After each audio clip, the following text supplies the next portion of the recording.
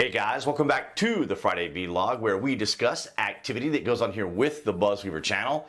That includes things like current events, headlines that are in the news, pop culture, social media, technology, and items of interest that come up during the week that allow us to have a little bit of a dialogue. I want to welcome all of you guys from New Tech and, of course, all of you here on YouTube for your guys' continued support.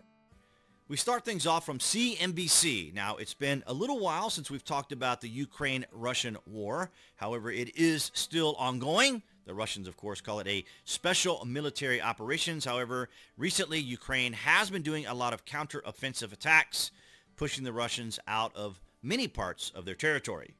Putin mobilizes 300,000 troops for war in Ukraine and warns he's not bluffing with nuclear threat. So things are getting quite interesting over there. Russian President Vladimir Putin on Wednesday, which is as of this recording because I got a lot going on this week, announced a partial military mobilization in Russia, putting the country's people and economy on a wartime footing as Moscow's invasion of Ukraine continues. In a rare pre-recorded televised announcement, Putin said the West wants to destroy our country and claimed the West had tried to turn Ukrainians people into cannon fodder in comments translated by Reuters, repeating earlier claims in which he has blamed Western nations for starting a proxy war with Russia. Now, it is not a mystery that NATO, the United States, the United Kingdom, and various countries in Europe are providing Ukrainians with the ability to fight against Russia under the conditions that they don't extend the weaponry into Russia itself, which is interesting because Russia is trying to claim Crimea and part of those regions as their own country to then suggest that they are then being attacked. So we'll just kind of wait and see what that turns into.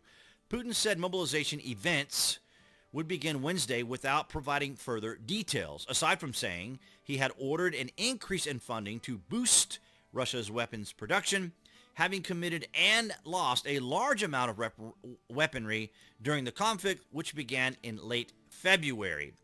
So things are getting rather interesting, and he could get pushed into a corner and painted into a corner and maybe resort to the nuclear deal.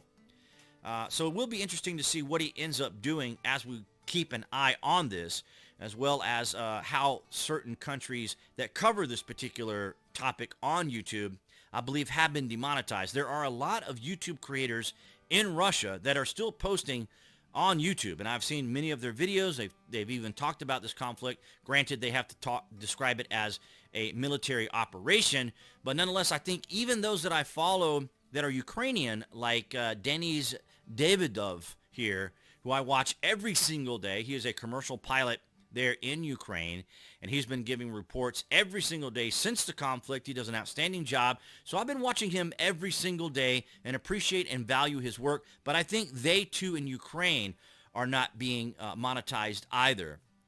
Also here in the United States, I watch Speak the Truth. He is a former Army sniper. He has various individuals there in Ukraine actually doing documentaries for him. He's also had individuals that are fighting there, helping the Ukrainians. These are American individuals helping in Ukraine on his show. And sadly, I learned yesterday or the day before, one of those individuals that was being interviewed actually died there in Ukraine, defending the country and helping the people out there in Ukraine. I also keep up with everything with Operator Starsky. I have reached out to him on Twitter, but I've not heard back. He follows me on Twitter, so I'm able to communicate with him. But he's a very busy individual. He is the press secretary or press contact there for the Ukrainian National Guard. So you may have seen him on your regular mainstream legacy media or media within your country, as he is the contact individual for press there, at least for the National Guard. And also the map that is often used by many of the individuals that are covering the conflict there. I'll leave a link for it below this video. Military Land is a group of individuals who are dedicated to covering the events there. A lot of these people are former military, so they keep up with a lot of the material and activity that's going on there.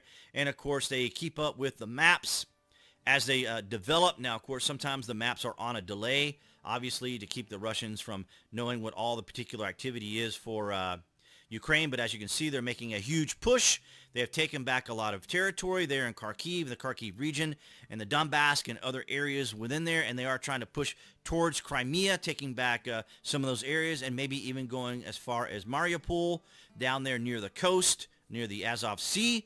So it will be interesting as we continue to keep an eye on this and see how desperate the Russians are getting. And even the Russian state media that we often hear about there on Speak the Truth, he shows a lot of their media and the absurd things they say about the war or the events that are happening, or I should say the special operation that's happening there, and the way they describe things that are going on, and the despicable descriptions they give to the Ukrainians and the events that are happening there. But their tune is changing a lot, and some of them are getting upset. But there are a lot of Russian channels that I watch too, or Russian creators that I watch who aren't as, obviously they're not enthusiastic about what's going on over there at all, and they've given some really great outlines of what it's like going to the shopping center and things like that. So it's not too terribly bad, but they are having trouble.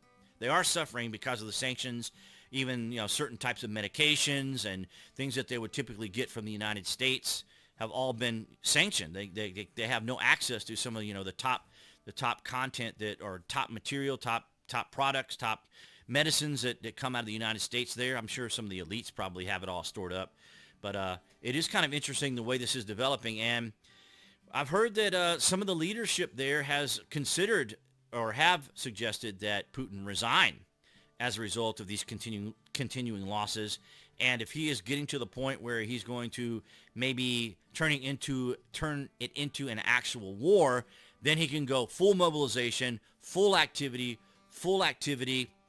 I'm not sure why I said that twice, but he'd be able to take full advantage of his military.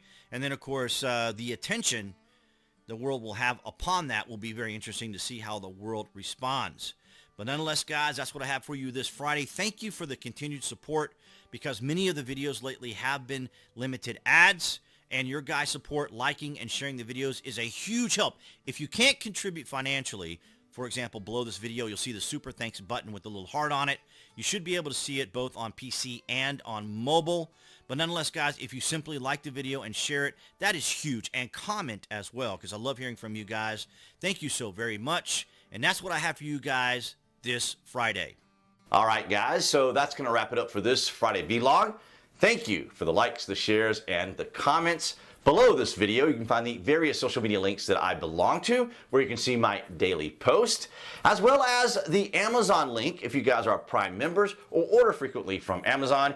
You guys can use that link, go to the landing page, and search for what you're looking for. And of course, it helps out the channel here in 2022. Thank you for the likes, the shares, for those on New Tech, as well as here on YouTube, and appearing right there on the screen for all of you watching on YouTube. That would be the channel icon. You can click on that to subscribe, as well as to select notifications. That way you know when there's content here on the channel. And I'll see all you guys right there behind that camera next week.